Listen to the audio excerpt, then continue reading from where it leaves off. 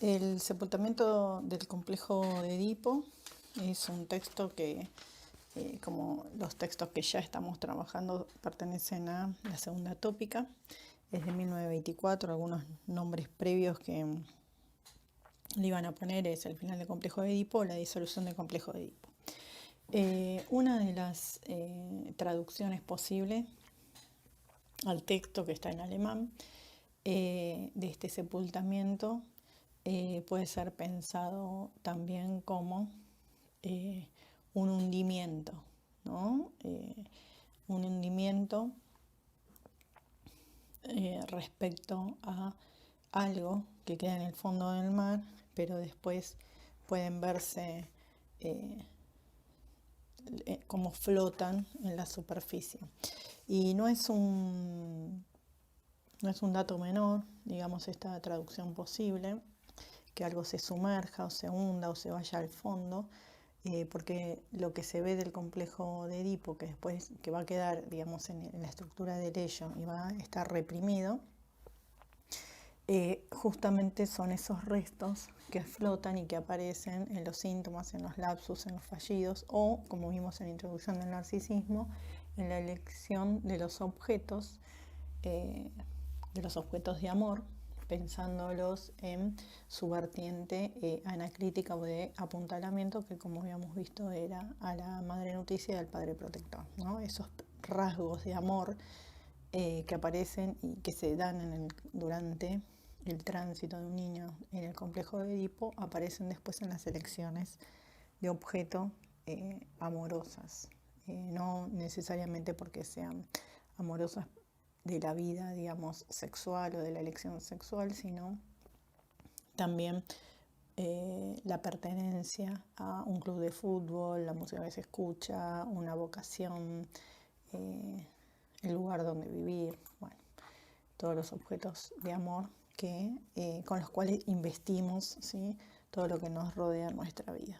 Bueno, este final, sepultamiento, disolución, primero los invito en la guía de lectura, que ya saben es optativa, pero a leer, a buscar las referencias del mito del Edipo, ¿no? De la mitología griega, este hijo de Layo y de Yocasta, y bueno, y todo su periplo, todo lo que le pasa a él por transgredir la prohibición del incesto, ¿no? Porque se conocen ahí un poco el mito, la narración, el relato, es que mata a su padre y se casa con su madre.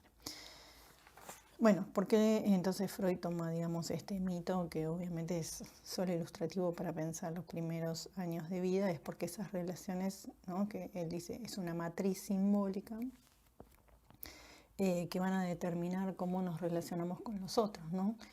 Por supuesto que no hablamos de mamá y papá, sino que hablamos de funciones, todos aquellos que son referentes para el sujeto respecto a lo que es el cuidado y el ordenamiento simbólico, en tanto introducción al mundo del lenguaje y las normas sociales, culturales, políticas, en cuanto a derechos que nos hacen sujetos, ¿no?, y nos sacan un poco de la cuestión animal y nos permiten vivir en sociedad. Él dice, bueno, a raíz de que esto se va, ¿no?, al fundamento, porque se sepulta, porque se hunde, o porque naufraga el complejo de Edipo. Dice, por una imposibilidad interna, por un fracaso, por este trauma inicial, dice que quizás es una cuestión biológica, pone como ejemplo la caída de los dientes de leche, entonces esto tiene que pasar, o es una cuestión, dice él, más bien filogenética, ¿sí? Hay ahí, digamos, un choque cultural necesario para que el niño, digamos, se sociabilice, que esto debe haber una renuncia entonces a este primer momento. Lo que sí observa es que hay un momento contemporáneo entre la fase fálica, recuerden que habíamos visto fase oral, fase anal y fase fálica, atravesamiento del complejo de Edipo, sepultamiento, y el sepultamiento es contemporáneo con la latencia, es decir, ese momento en donde se pone en pausa esa indagación sexual que tiene el niño y la pulsión está puesta al servicio de los bienes o objetos culturales como puede ser la escuela. Ustedes van a leer en la página 183 una tesis, ¿sí?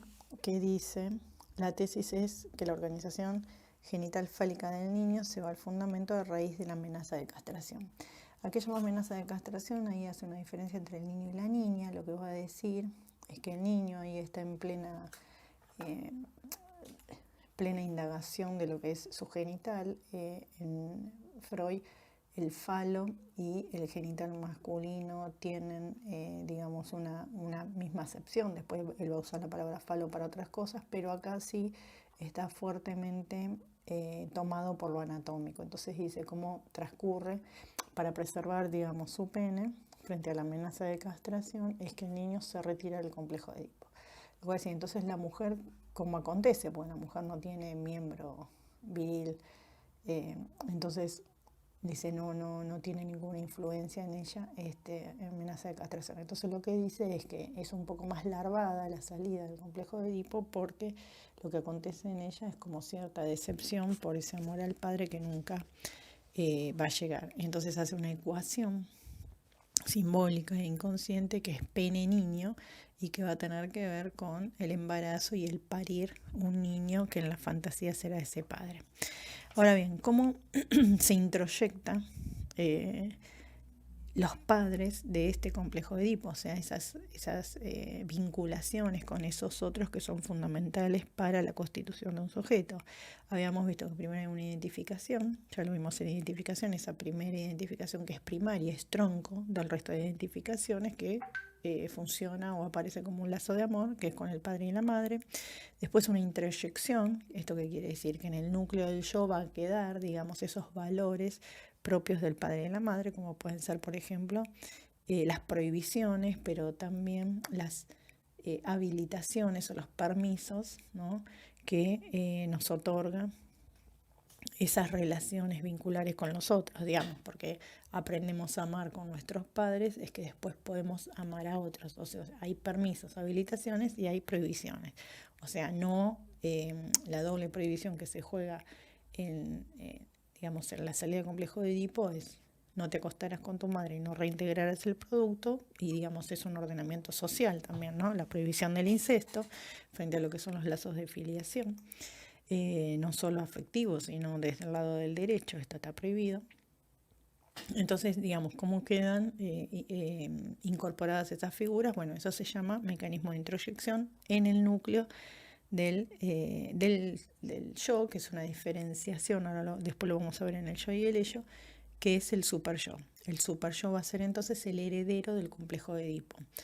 Con todo eso que queda en el inconsciente reprimido, de esta vivencia infantil, se va a conformar la primera instancia del super yo, y después otras voces y otras figuras se van a ir agregando. Y después hay un tercer momento en donde hay un extrañamiento del yo respecto al complejo de Edipo. Para cualquiera de nosotros podemos hacer el ejercicio que nada podemos recordar de ese momento, ¿no? Si pensamos, si alguno de nosotros se recuerda tomando la teta de la madre, bueno, ninguno puede, digamos, acceder a esas imágenes.